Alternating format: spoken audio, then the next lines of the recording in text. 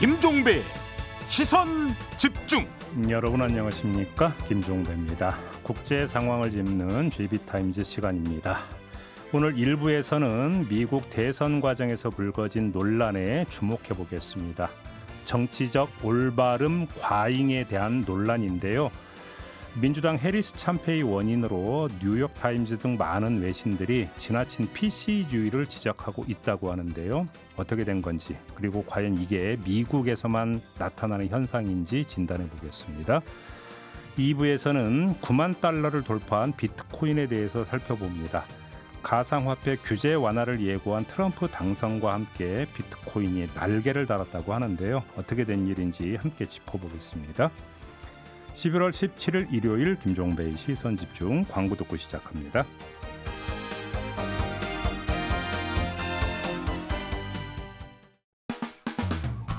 평일에 JB타임즈가 있다면 주말엔 글로벌타임즈가 있다. 테마로 알아보는 국제정치 JB타임즈. 네, 함께할 세 분 소개해드리겠습니다. 다큐엔 뉴스 코리아의 김영미 대표 모셨고요. 어서 오세요. 네, 안녕하세요. 서울신문의 송현석 기자 모셨습니다. 어서 오세요. 네, 안녕하세요. 이용주 뉴스캐스터 모셨습니다. 어서 오세요. 안녕하십니까. 자, 오늘은 미국 대선과 관련된 이야기를 좀 해야 될 것 같은데요. 뭐 대선 결과 뭐 이런 정치적인 측면이 아니고 어떤 첫 번째 주제는 좀 심리적인 부분이라고 봐야 될 것 같죠. 이 PC주의, 이 과잉이 해리스의 패배를 불러왔다라는 언론의 진단이 좀 계속 나오고 있습니다. 요 얘기를 좀 짚어봐야 될 것 같은데요. 일단 이걸 좀 짚기 위해서는 이전부터 좀 봐야 될 것 같습니다. 해리스 패배의 원인으로 민주당 핵심 지지 세력의 이탈을 꼽았고, 특히 젊은 흑인 남성이 샤이 트럼프로 돌아섰다, 이런 분석이 있다고 하는데 어떻게 된 얘기입니까, 얘기는? 네, 과거에 민주당 핵심 지지층이었던 유색인종 남성이 이번 대선에서는 트럼프 쪽으로 돌아서면서 여론조사를 크게 뒤집는 그런 결과를 가지고 왔습니다. 네. 그래서 지난 대선에 비해서 2024년에 18세에서 29세 남성의 트럼프 지지율이 15%나 늘어난 결과가 나왔고요. 흑인 남성 중에서는 트럼프 지지가 12%, 히스패닉 중에서는 특히 그 중에서도 남성의 트럼프 지지가 9%나 늘어난 게 특징이었습니다. 네. 중요한 건 젊은 흑인이나 히스패닉 남성층뿐만 아니라 미국 대부분의 인종과 연령 그룹에서, 그리고 대다수의 지역에서 이 트럼프의 지지가 늘어났다라는 건데요. 이 수십 년 만에 처음으로 민주당이 저소득 유권자보다 고소득 유권자에게서 더 많은 표를 얻었다라는 것도 이번 미국 대선의 특징 중에 하나입니다. 그러니까 민주당은 이제 저소득층이 아니라 고소득층 유권자의 당인 것 같다라는 평가가 나오는 이유이기도 하고요. 이 말은 소득이 적고 교육을 덜 받은 유권자들이 이제 공화당이 우리들을 잘 대변할 것 같다라고 생각한다는 얘기고, 이 민주당의 버락 오바마 대통령 시절인 12년 전과 비교하면 완전히 반대되는 현상이 나타났다라고 보시면 되겠습니다. 아무튼 민주당이 유권자의 마음을 제대로 파악하지 못하고 잡지 못하고 있다라고 하는 게 이번에 확인됐다라는 얘기잖아요. 우리 김영미 대표께서 좀 더 정리를 해주신다면 그 괴리가 어디에서 왔을까요? 이 해리스 캠프가 이제 표방하는 것이 이제 자유, 이걸 키워드로 선거 운동을 시작했는데, 트럼프 당선인이 재집권할 당시에 뭐 임신 중지권, 그다음에 성소수자 권리 등 이게 박탈될 수 있다. 이렇게 되면 우리가 자유로운 무언가를 항상 박탈할 수도 있다. 트럼프 정부가 되면 그런 식의 선거 전략이었는데, 출구 조사에 따르면 유권자들의 관심사는 이게 아니었던 거예요.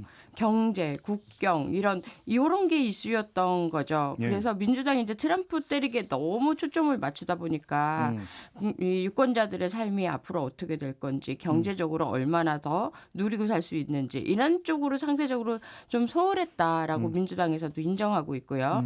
이 과정에서 이제 정치적 올바름 과잉이라고 표현을 하는데, 저 이 단어가 영어 단어인데도 왜 이렇게 낯선지 모르겠는데, 하이퍼 폴리티컬 코렉트니스라고 해서 역사에 정말로 알려진 프랜시스 후쿠야마 미국 스탠퍼드 교수가 최근 이제 파이낸셜 타임스에 기고한 글에 의하면 노동자 계급을 향한 진보적 관심이 소수인종, 이민자, 성적 소수자 같은 더 좁은 소수 집단을 보호하는 것으로 대체됐다. 그래서 국가 권력은 공정한 정의 실현이 아니라 이 같은 집단의 사회적 권리 보장을 추구하는 데 더 많이 쓰였다고 적었거든요. 그래서 이런 걸로 봤을 때 10년 전 오바마 때와는 다르게 민주당이 내세웠던 자유가 우리하고 좀 맞지 않다라고 받아들여진 게 아닌가. 결국은 트럼프를 찍은 사람들은 먹고 사는데 더 관심이 있었다라는 게 이제 증명이 된 거죠, 이번 선거로. 그러니까 이게 이제 그 두 가지 결로 좀 이제 나눠서 분석을 해야 될 것 같은데, 우리가 이제 저번에도 얘기했지만 미국 대선 결과를 보면서 먼저 확인됐던 건 여론 참사, 여론조사 참사. 네. 근데 그런 여론조사가 왜 이렇게 참사를 빚었는가? 결국은 샤이 트럼프층을 제대로 포착해내지 못했는데, 그러면 왜 샤이 트럼프층이 발생을 했는가? 내심으로는 트럼프를 지지하는데 트럼프 지지라고 하는 걸 도저히 밝히면 안 되는 뭔가의 어떤 분위기, 문화 이런 것들이 작동을 했고, 그 바탕에 결국은 PC주의가 있었던 것 아니냐, 요 얘기잖아요. 네. 트럼프를 지지한다고 하면 저 트럼프를 뭐 이런 느낌이잖아요. 네. 솔직히. 그러니까 그건 싫지만 민주당이 이렇게 정치적인 사안이 아니라 도덕적인 이야기들을 계속 뭐 자유 뭐 이거 되게 차원 높은 얘기잖아요. 그래서 이걸 내가 이해 못하는 사람으로 비출까 봐 그게 이제 그러니까요. 아마 샤이 트럼프의 가장 초점이 그래서 아니었나 여론조사에서 이제 그걸 제대로 응답을 하지 않았다 보니까 결국은 여론조사 참사가 빚어졌다, 이런 얘기가 되는 것 같더라고요. 그렇죠. 맞습니다. 근데 일단 그러면 우리가 지금 이제 PC주의 얘기했는데, 한 분이 좀 정리 좀 해. PC주의가 뭐예요? 좀 정리를 해주신다면. 이 political correctness라고 하면 이제 역시 발음이 좋아. 정치적 올바름이라고 하는데요. 요거를 이제 미국에서 하는 그 워크 문화라고 합니다. 깨어 있는 문화, 워크, WOK이라 해서 내가 이제 예전에 구시대 관습으로부터 좀 깨어났다라는 걸 이제 표방을 하는 그런 이념이에요. 근데 이제 그게 이제 크게 두 갈래로 이제 나타가 나는데, 하나가 이민자 문제고요. 또 하나가 이제 성 정체성 문제입니다. 그래서 이민자 문제 같은 경우에는 그 남미나 뭐 중남미로부터 들어오는 이제 불법 이민자들을 우리가 수용하자라는 쪽으로 가고, 거기에서 이어져서 팔레스타인을 조금 자유를 주자라는 쪽으로 해서 지난번에 대학교에서 엄청난 그 학생들이 그 운동을 하지 않았습니까? 팔레스타인 지지. 네, 지지 운동을 많이 했는데, 그것도 사실 이제 워크 문화 중에 하나였고요. 그리고 또 이제 성 정체성 같은 경우에는 이제 성별이 남자 여자만 있는 게 아니라 사실은 그 다른 성들도 굉장히 많다. 그래서 미국에는 지금 성이 한 100개 정도가 넘게 있다 그래요. 그래서 그것까지 인정을 해주자라고 해서 너가 성을 네 맘대로 정할 수 있게 해주자, 이런 쪽으로 이제 이어지는 것 같습니다. 그래서 그 두 개를 합쳐서 이제 political correctness, 정치적으로 올바르게 살자, 이런 문화가 있는 것이죠. 자, 그러니까 이제 그 취지는 상당히 되게 좋은 거잖아요. 네. 따지고 보면. 근데 이제 그게 과잉이 보니까 저기 이제 그 나타나고 있다라는, 그러니까 이야기가 미국에서 나온다라는 건데, 어떻게 평가하십니까? 그러니까 이게 PC주의라는 이 자체가 그러니까 뭔가 도덕적인 거를 제시를 하면서도 네, 그렇죠. 또 내가 뭔가 이렇게 학교 다닐 때 배운 대로 올바르게 살아야 된다는 것들만 제시하는 쪽이잖아요. 그러니까 그건 다 알겠는 거예요. 머리로는 이해가 가요. 근데 가슴으로 이해가 안 가는 거예요. 그러니까 그렇게 하라고. 그러니까 남이 볼 때는 절대 휴지를 휴지통에 그러니까 휴지를 길거리에 버리지 않는데, 남이 안 볼 때 버릴 수 있는 거예요. 남이 안 보니까 나는 그렇게 미개한 사람이 아니다. 이걸 할 수 있으니까. 근데 이제 이게 범위가 엄청 넓어진 거죠. 그러니까 성소수자나 노동자 계급이나 이런 쪽의 자유나 평등, 이런 인종 뭐 이렇게 요까지는 되는데, 그게 범위가 점점 넓어지면서 이제 쉽게 말해 저거까지도 내가 하면 미개인이 되는 거야? 뭐 이런 것들이니까 사회생활에 신경이 너무 쓰이는 거죠. 그러다 보니까 이제 피로도가 높아졌다, 이렇게 보는 거죠. 그러니까 이제 이런 게 있잖아요. 미국 대선에서 결국은 표심을 지배했던 것은 먹고 사는 문제였다.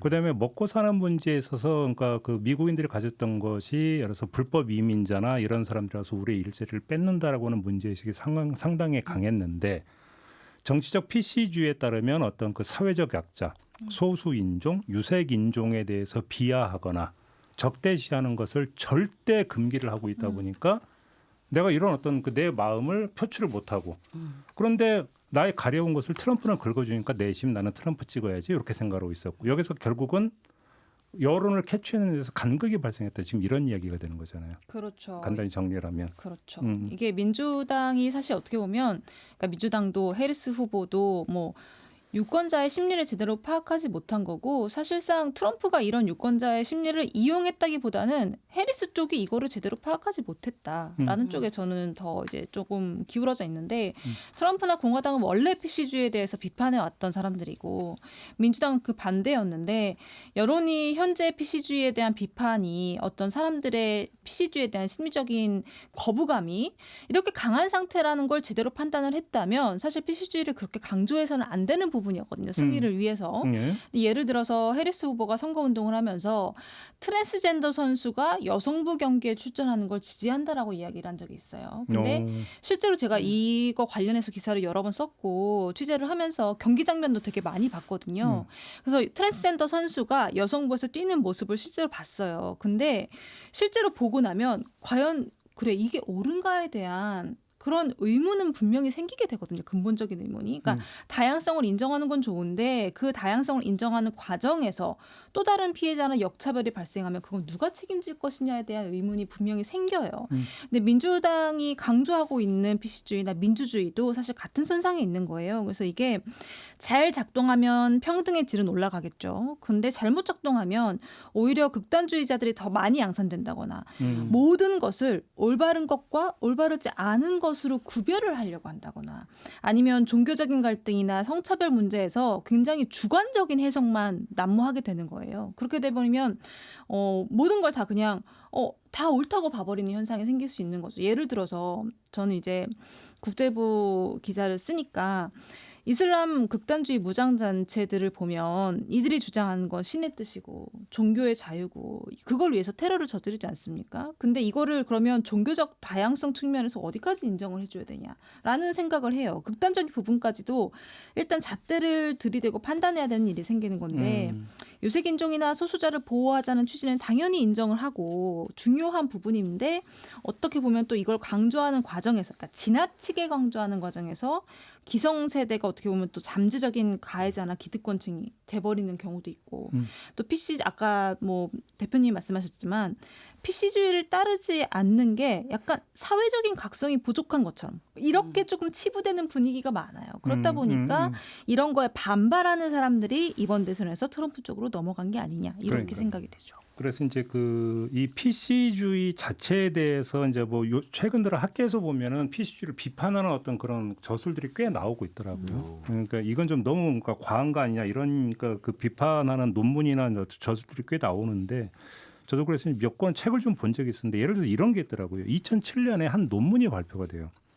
이 논문에서 보면은 미세 공격이라고 하는 단어가 등장을 해요. 그러니까 이 PC주의가 이제 어떻게 이제 그 논리를 펴냐면 1960년대 미국에서 민권 운동이 이제 거세게 일어나잖아요. 민권 운동이 거세게 일어나다 보니까 이제 대놓고 불평등을 강요하고 혐오하고 비하하는 이런 어떤 문화는 좀 많이 좀 줄어들긴 했는데 그 대신에 더 불분명하고 모호한 새로운 차별 형식이 생겨났다.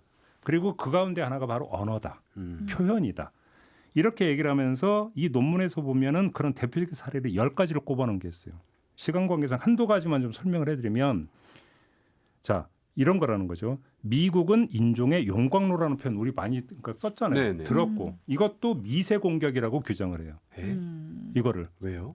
그러니까 이제 이게 PC주의가 이거 너무 심한 거 아니냐는 얘기 나오는 게 미국의 용광로가 이거 잘못된 표현이라고 얘기하는 게 뭐냐면 소수자들, 소수 인종이나 이런 사람을 미국의 주류 문화에 동화시키려고 하는 음모가 깔려 있는 표현이다. 어머. 이렇게 규정을 하는 거죠. 예를 들어서 또 이런 게 있는 거죠. 그 사원 모집 공고를 내요. 네. 사원 모집 공고를 내는데 최고의 지원자를 선발합니다라는 모집 공고를 냈는데 이것도 문제가 있다. 왜? 능력주의를 조장하는 것이기 때문에. 아니 이거는 제가 지금 뭐 지원해서 하는 게 아니라 컬럼비아대 교수를 포함한 몇몇 공동저자가 작성한 논문에 나오는 얘기예요. 그러니까 이런 거를 미세 공격으로 규정을 하고 있는 거죠. 그러니까 이런 걸 배격을 해야 된다는 게 PC주의라는 거거든요. 네. 이렇게 되다 보니까 대중들이 야, 이건 좀 아니지 않느냐. 이렇게 이제 나오는 건데 근데 이게 뭐냐면 PC주의라고 하는 것들은 가장 기본에 뭐가 깔려 있냐면 도덕이 깔려 있는 거잖아요. 네. 그렇죠. 그러니까 정치를 도덕으로 바꿔버리려고 하는 어떤 시도가 깔려 있으니까 도덕 앞에서는 잘못하면 이제 그 큰일 나는 거니까 좀 잘못된 거 아니냐? 그건 좀 아니지 않느냐 얘기를 못 한다라는 거죠. 그러다 보니까 결국은 이게 이제 이번 대선 결과에서 보면 샤이 트럼프층이나 이런 샤이층이 생긴 것도 결국은 이런 게 이제 작동한 거 아니냐 이런 분석이 이제 나오는 거더라고요. 보니까 이제 미국 네. 대선은 다 끝났고 근데 이제 PC주의는 남은 거잖아요. 네. 그러니까 근데 이게 미국에서만 나타나는 현상입니까? 아니면 다른 외국에서도 이런 뭐 현상 내지 논란이 좀 있는 겁니까?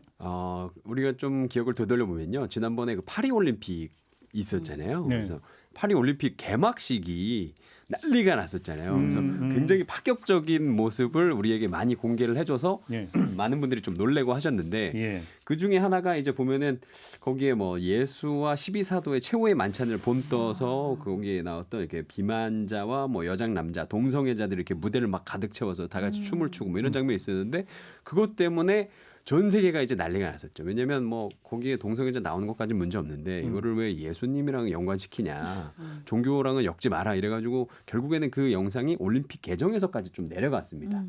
예, 그리고 근데 사실은 그때 또 논란이 됐던 게 루이 16세 왕비 마리아네투의 단두대에서 뭐 그 춤을 추고 노래하는 부분이 있었는데 저는 사실은 그 부분은 프랑스의 혁명 정신이기 때문에 인정을 해야 된다라고 보는 쪽이고요. 사실은 그렇다면은 그 당시에 또 뭐가 있었냐면 또 동성애자들이 뭐 호텔방에서 서로 놀고 춤추고 뭐 이런 것들이 있었는데 사실은 파리가요. 유럽의 캘리포니아라고 불리더라고요. 그 말은 뭐냐면 이 PC주의가 유럽에서 가장 센 곳이 파리고 파리가 자신들이 가지고 있는 최선을 다해서 보여줘야 되기 때문에 그런 거 보여줬다고 했는데 오히려 그게 역풍을 맞아서 많은 분들이 좀 많이 불편함을 느끼셨다. 이렇게 좀 볼 수 그러니까 있겠죠. 우리가 이제 여기서 이제 그 불필요한 오해를 사면 안 되는 것이 그러니까 PC주의 어떤 가장 기본적인 문제 의식과 취지는 우리가 충분히 공감할 수 있고 사실 인정을 해야 되는 거죠. 그러니까 어떤 사회적 약자나 소수자를 어떤 존중을 하고 함께 더불어 살아가는 존재로 인정을 해야 된다. 네. 그리고 인정을 하기 위해서는 우리가 어떤 자세를 가져야 되고 어떤 표현을 써야 되는가. 비하적 표현을 쓰면서 우리 같이 살자는 얘기는 성립이 안 되는 거니까. 네. 그런 어떤 취지 자체에 대해서 그러니까 그 부정을 한다면 그건 진짜로 문제가 있는 거죠. 근데 문제는 그것이 예를 들어서 이건 아닌데 싶은 과도하게 어떤 뭔가를 도덕이나 어떤 당위를 앞세워서 강제에 들어갔을 때 오히려 그것이 사람들의 입을 틀어막고 오히려 반발심을 더 야기해 버리면 오히려 애당초의 취지를 현실로 구현시키는 데 더 마이너스가 되는 거 아니냐. 그러니까 또 다른 차별을 만들어낼 그렇죠. 수도 있죠. 그리고 그 선을 정하는 게 굉장히 어려운 게 사실 파리 올림픽 같은 경우는 프랑스 당국이 왜 이런 선택을 했는지 저는 이제 머리로는 이해를 해요. 왜냐하면 이 전에 워낙 많은 그런 종교 관련된 테러가 너무 많았잖아요. 이슬람 극단주의자들에 의한 테러들이 많았고 그 테러로 인한 피해자들도 희생자들도 너무 많았는데 그러다 보니까 이제 그 안에서 이슬람 혐오주의가 싹 튀기 시작했고 그래서 프랑스 당국은 이슬람 혐오주의자와 그러니까 무슬림 간의 어떤 충돌을 막기 위해서 우리 싸우면 안 돼라는 정치적인 메시지를 계속 보냈단 말이에요. 근데 이번에 이제 파리 올림픽을 계기로 그런 메시지를 이제 그래야지 테러가 조금이라도 덜 생기고 덜 서로 혐오하는 이런 사회적인 문제가 덜 발생할 거란 생각에 이걸 이제 내세우려고 하다 보니까 왜 종교에서만 이거를 강조하냐 이 얘기가 당연히 나오지 않겠습니까? 성적인 부분에서도 제3의 성을 그러면은 인정해줘야 되는 거고 뭐 그리고 예를 들면 아까 초고도 비만자가 나왔다고 했지만 이제 그런 부분에서도 우리가 모든 걸 인정해줘야 된다. 여러 방면에서 지금 다 같이 튀어나와 버린 거예요. 그럼 과연 이거를 어느 선에서 잘라줘야 되냐? 이게 저는 기준인 것 같아요. 세상에는 보편적 상식이 있고 또 법으로 규정된 하면 안 되는 것들이 있지만 이걸 예를 들어서 살인하면 죄다라고 했는데 난 머리는 알겠고 배웠으니까 알겠는데 가슴으로 이해를 못하는 놈들이 이제 살인을 저지르는 거 아니에요 이게. 그래서 모든 것들이 사실 지식으로만 우리가 아는 그렇죠. 것이 다가 아니라 그걸 가슴으로 느끼는 과정이 없으면 PC주의가 될 수밖에 없다라고 알겠습니다. 생각을 합니다. 자, 그것이 그러니까 미국 대선에 남긴 하나의 과제다. 그렇죠? 이렇게 정리를 하면서 첫 번째 주제는 좀 마무리하고요. 두 번째 주제로 이어가겠습니다.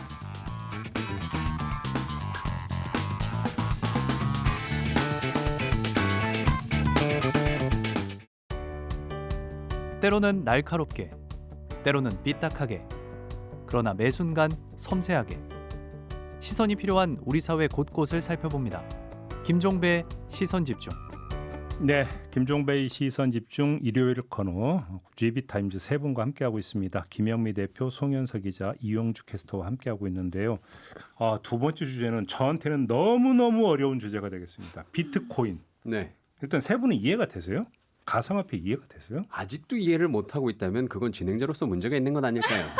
아니 비트코인 네. 많이 사신 거 아니에요? 많이 사고 공부도 많이 했죠. 네, 알아야 공부를 하는 그래서 거니까. 좀 비트코인으로 뭘 완전 망했습니다. 아, 네.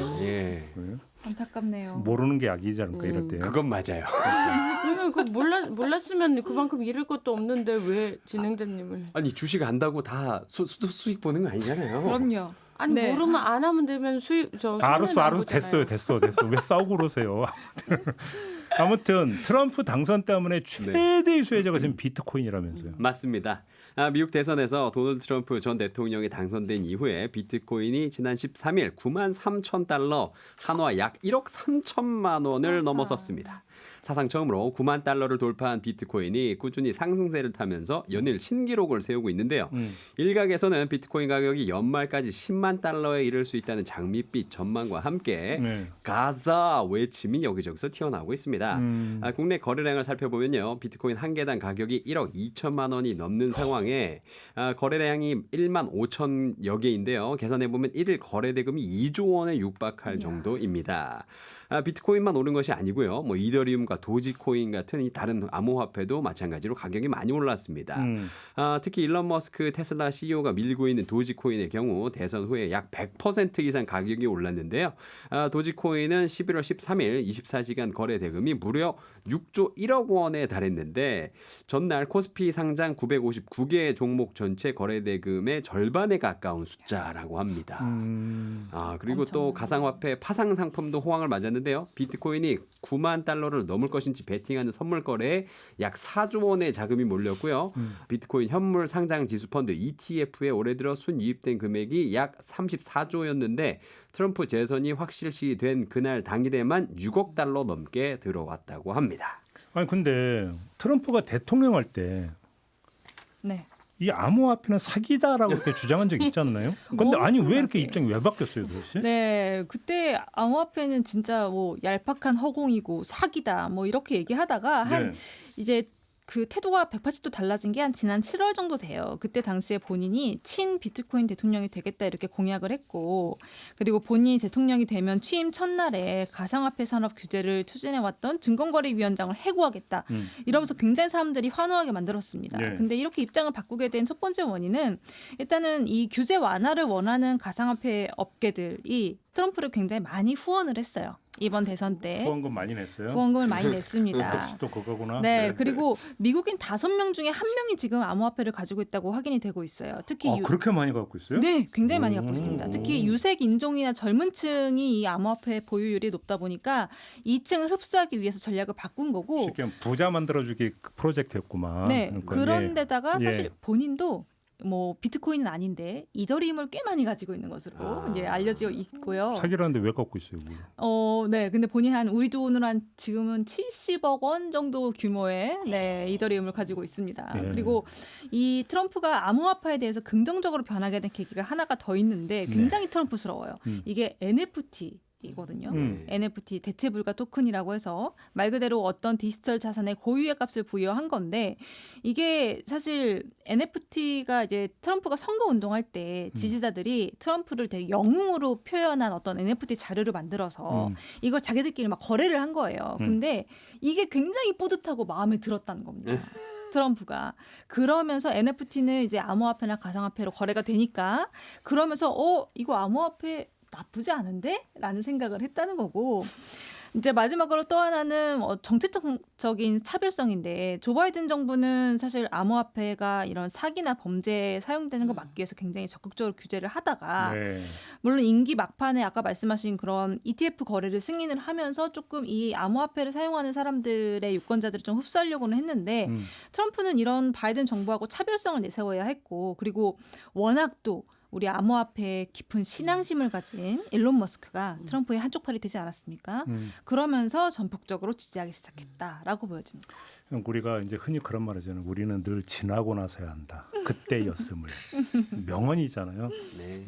2016년 말에 제가 한 세무사를 만났는데 그때가 아마 그 가상화폐 암호화폐 하면 초기 때일 거예요.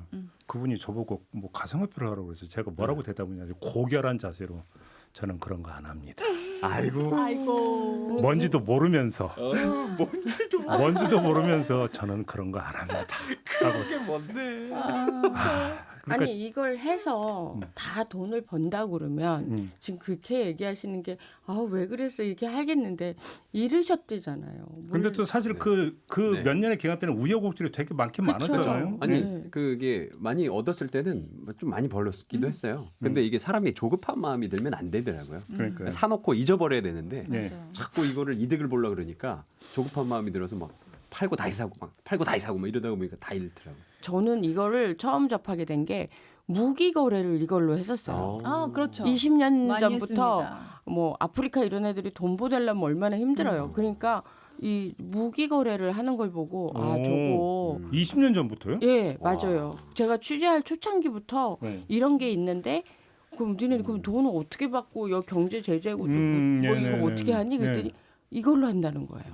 그리고 특히 이제 방콕이나 이런데 무기업, 그러니까 보통 법으로 되는 무기업자들이나 이런 사람들은 세금도 내야 되고 뭐 여러 가지 절차도 있고 또 다 들키잖아요. 뭘 샀는지 다 거래가 다 확연히 다 보이는데 이걸로 거래를 하거나 또 안 되는 사람들이 이제 무기 거래를 하는 경우 뭐 알면 안 되는 사람들이 있나 봐요. 그러니까 거진 비트코인으로 그 당시에 했었어요. 그래서 그때 그러니까 약간의 그러니까 그때는 지금처럼 비트코인이라는 그런 어떤 뭐 용어가 아니라 뭔가 뭐 그러니까 씨앗은행과 비슷한 개념이었어요. 제가 들었을 때는. 그래서 요게 돈이라고 치면 요렇게 주면 된다는 거죠. 그래서 이런 거가 이제 무기 거래로 인해서 활성화되면서 이거 편하네? 좋네? 이렇게 생각이 되다가 비트코인까지 막 나오고 막 이렇게 한 걸로 좀 생각이 드는데 이거는 누가 맘 먹고 맘 잡고 뭔가 움직이게 되면 우리 같은 사람들은 속수무책으로 망할 수밖에 없는 거 구조거든요.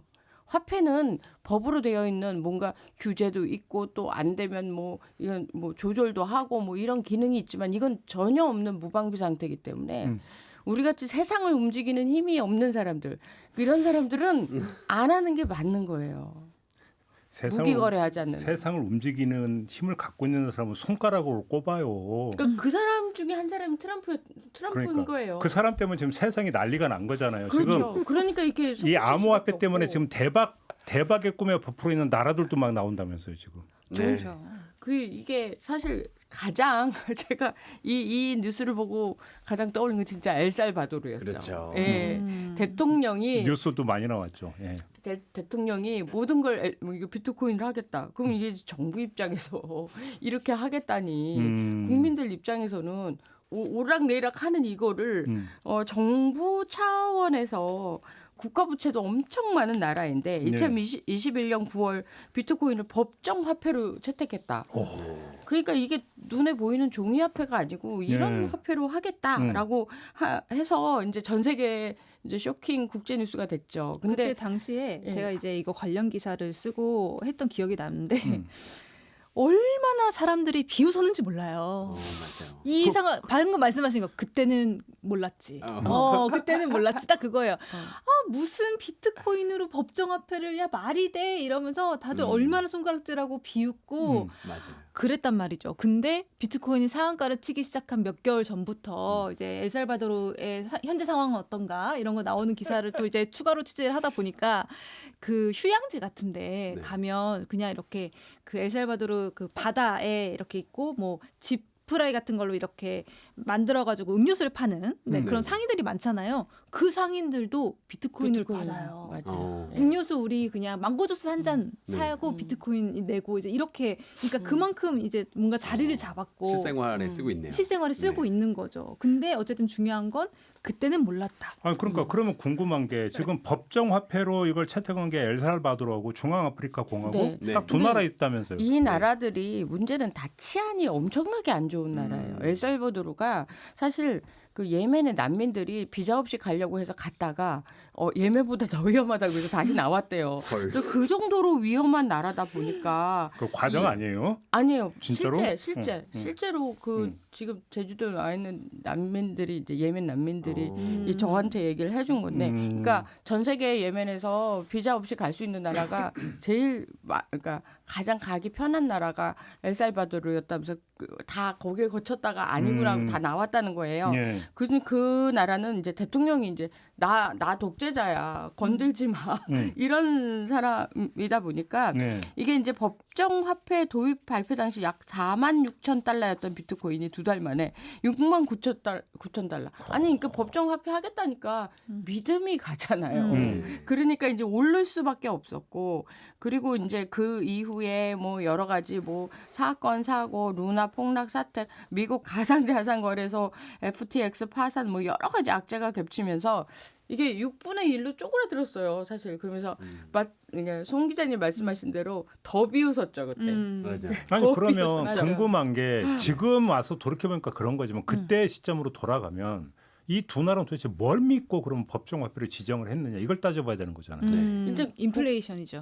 국가가 안정적이면 이거 안 되는 거예요. 아. 시안이 그러니까 막 안 좋고 뭔가 정말 뭐갈 때까지 간 나라들이거든요. 솔직히 쉽게 말하면. 그러면 이제 기존의 어떤 법정 화폐 같은 경우는 인플레이션 이런 것 때문에 네. 이제 뭔가 종이 쪼가리밖에 의미가 없는 그렇죠. 그래서 말 그대로 새 화폐 네. 도입의 어떤 효과를 어떤 기대한다. 네, 그게 네. 굉장히 정확한 아, 말이에요. 사실은 이 엘살바도르라는 나라가 예. 국가 화폐가 없는 상태입니다. 원래는 그 국가 화폐를 몇 번 만들려고 노력을 했는데 이게 도저히 안 되는 거예요. 이거 관리도 안 되고 그래서 사실상 미국 달러를 그냥 사용을 해왔대요. 근데 사실은 미국 달러를 쓰면은 사실 어느 정도 안정은 잡을 수 있지만 미국의 이 통화 정책이 변화를 한다거나 아니면은 뭐 그 금리를 올린다거나 이러면은 엘살바도르의 그 경제 전체가 이렇게 막 울렁울렁 하는 겁니다. 그래서 이거 안정성이 없다라고 일단 느꼈고요. 그리고 또 여기에 자체 화폐가 없다 보니까 일단 은행이 없대요. 그래서 디지털 중앙은행이 없어요. 중앙은행이 없어요. 그래가지고 전 국민의 70% 80%가 통장이 없는 상태로 그냥 살고 있었다 그래요. 그러다 보니까 이게 너무 큰 문제라서 이게 민생이 안정이 안 되는 거죠.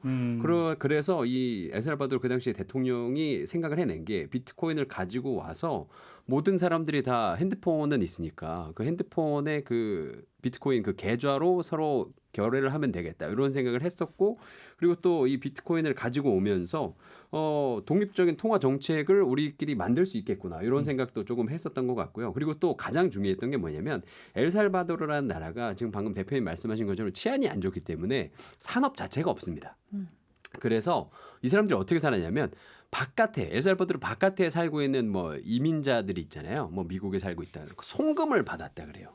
그 송금을 달러로 받았는데, 받으니까. 예, 그 송금을 받을 때 그 나가는 돈이 너무 많았다는 수수료가 거죠. 수수료가 엄청났던 엄청 거죠. 났다는 거예요. 그래서 그 수수료를 아끼려고 비트코인으로 하면 사실 공짜로 돈 옮길 수 있으니까 그것 때문에 이렇게 했다라는 것이죠. 그러면 혹시 앞으로 우리 그런 비트코인을 법정 화폐로 할게.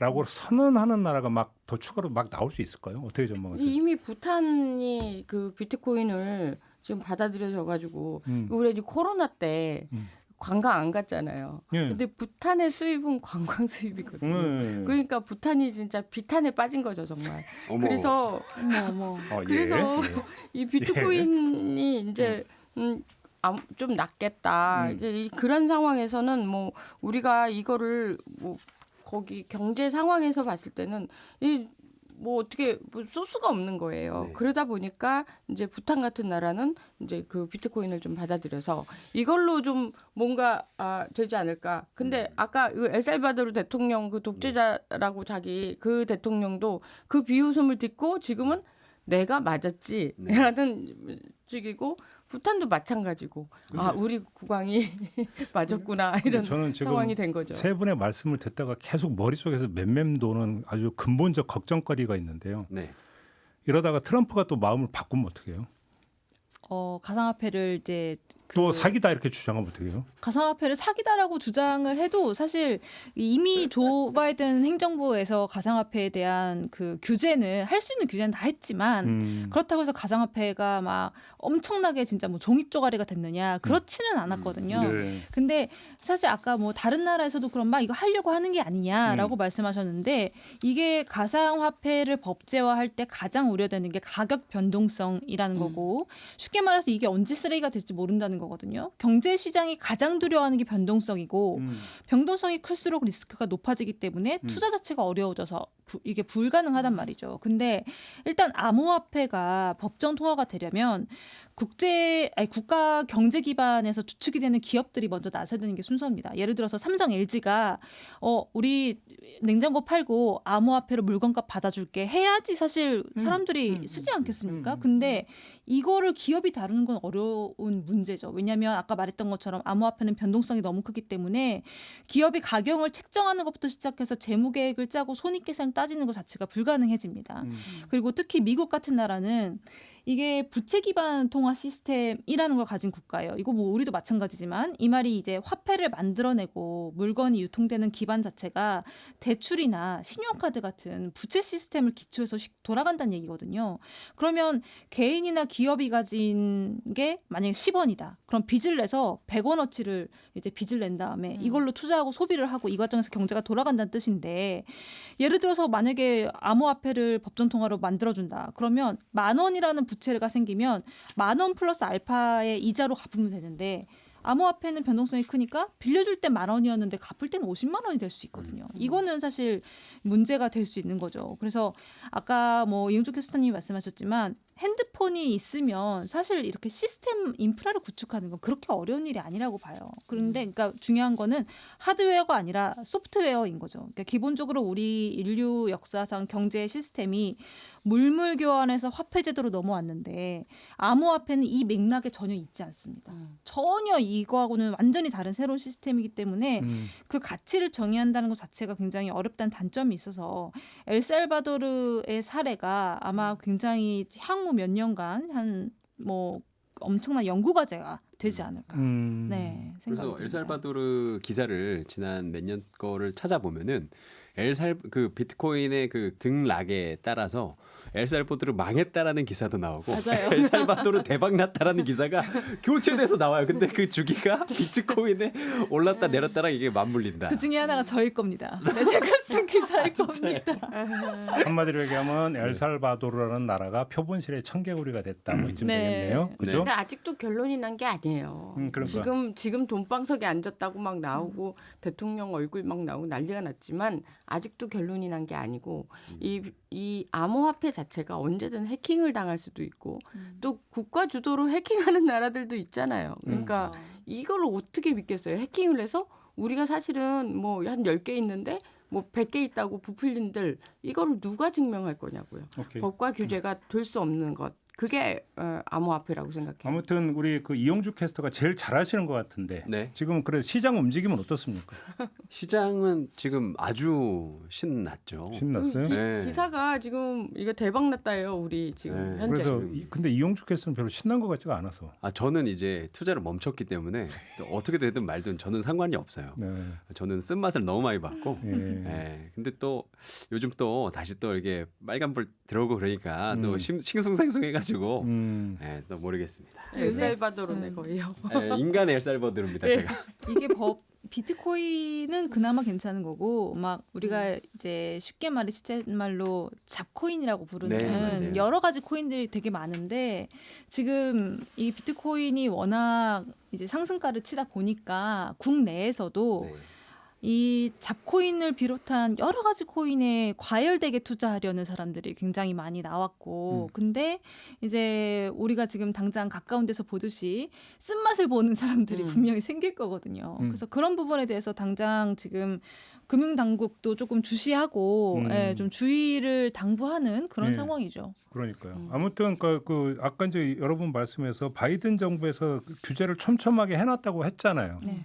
근데 이제 트럼프가 이제 다시 집권을 하게 되는데 그러면 이제 그걸 어떻게 또 규제를 풀고 어떻게 어떤 방향으로 끌고 가는가 일단 지금 이걸 봐야 되는 거잖아요. 근데 유권자들이 트럼프를 지지할 때는 그런 것도 다 포함되지 않았을까요? 예. 이런 많은 규제들을 통해서 뭐 비트코인 투자한 사람들도 많았을 거고, 그럼 내가 비트코인 투자했으면 트럼프를 뽑죠. 나는 해리스를 지지하지만 가슴으로는 내 앞으로 이 비트코인의 미래를 위해서라도 투자해놓은 것만 빼면 되잖아. 그 다음에 뭐 트럼프 지지를 안 하더라도. 그러니까 이런 식의 심리가 선거에 영향을 미치기 때문에 역시 먹고 사니즘과 나는 잘 살고 보자, 이거는 뭐 정치, 경제 뭐 이쪽에 엄청난 영향을 미치는 것 같아요. 근데 저는요, 솔직히 트럼프가 일론 머스크랑 갑자기 멱살 잡고 싸우지 않는 이상 트럼프의 비트코인에 관련된 요 생각은 크게 바뀌지 않을 거라고 봐요. 네. 그래. 왜냐하면 이번에 그 트럼프랑 일론 머스크랑 같이 다니면서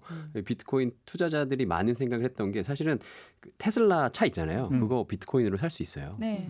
그만큼 일론 머스크가 그 비트코인에 대해서 되게 진심인 사람이거든요. 근데 이번에 트럼프 내각 행정에 일론 머스크가 참여를 할 수 있다라는 기사가 지금 나오고 있는데 그러다 보니까 당연히 이 시장이 잘 풀릴 수밖에 없겠죠. 알겠습니다. 근데 지금 우리나라 상황 같은 경우는 해외보다도 오히려 낮은 가격에 거래가 되고 있어요? 네, 원래는 이 김치 프리미엄이라 그래서 원래는 그 외국보다 우리나라가 더 비싸야 되거든요. 왜요? 원래 그랬어요. 김치 프리미엄이 있었습니다. 그래서 그래요? 예를 들어서 10,000원짜리 비트코인이 있다 그러면 우리나라는 뭐 한 13,000원 정도에 거래가 되고 막 그랬습니다. 가장 많이 심각했을 때. 프리미엄. 네, 프리미엄이 붙어서. 근데 그게 그 말뜻은 뭐냐면 우리나라가 더 다른 나라보다 더 많이 거래를 했기 때문에 그런 상황이 생겼던 건데 오히려 거래가 더 활발했다? 네, 활발했다. 근데 이번에 요즘에는 조금 시장 분위기가 바뀌었던 게 김치 프리미엄이 지금 거의 0이거든요. 그러니까 외국보다 더 많이 안 했다라는 거죠. 거래를. 그 말뜻은 뭐냐면 보통 이 비트코인 거래를 하는 층이 20, 30대 그 청년층이에요. 아. 근데 이 친구들이 저처럼 다 쓴맛을 많이 쓴맛을 보고 봐요. 다 이 시장에서 대부분 물러난 거예요. 더 이상 투자할 돈이 없는 거야. 그것 때문에 지금 이런 겁니다, 지금. 그리고 네. 이제 최근에 비트코인으로 한 사기 사건들이 많았잖아요. 맞아요. 그것도 이름 있는 사람들의 맞아. 이름이 오락내리락 한 것이 큰 영향을 미칠 것 같아요. 알겠습니다. 참 트럼프가 여러 가지로 지금 전 세계에 던져주는 뉴스거리가 많은데 그 중에 하나가 바로 암호화폐 네. 이 문제다. 숙제입니다, 숙제. 네, 그렇군요. 그리고 트럼프가 되고 나서 이게 부각이 되니까 더 사면 안 되겠다는 생각이 들어요. 아예 여기 발 담갔다가는 내가 제대로 생활을 못 하겠구나. 반대로 가야 되는구나. 네, 반대로 가야 됩니다. 네. 지금 저 말씀은 본사의 편집 방침과는 상관없는 개인 의견임을 밝혀드리면서 오늘 이야기는 마무리하도록 하겠습니다. 세 분 말씀 잘 들었습니다. 고맙습니다. 네, 고맙습니다. 네, 감사합니다. 네, 김종배의 시선 집중 오늘 준비한 이야기는 여기까지입니다. 물러가고요. 내일 아침에 다시 인사드리겠습니다. 고맙습니다.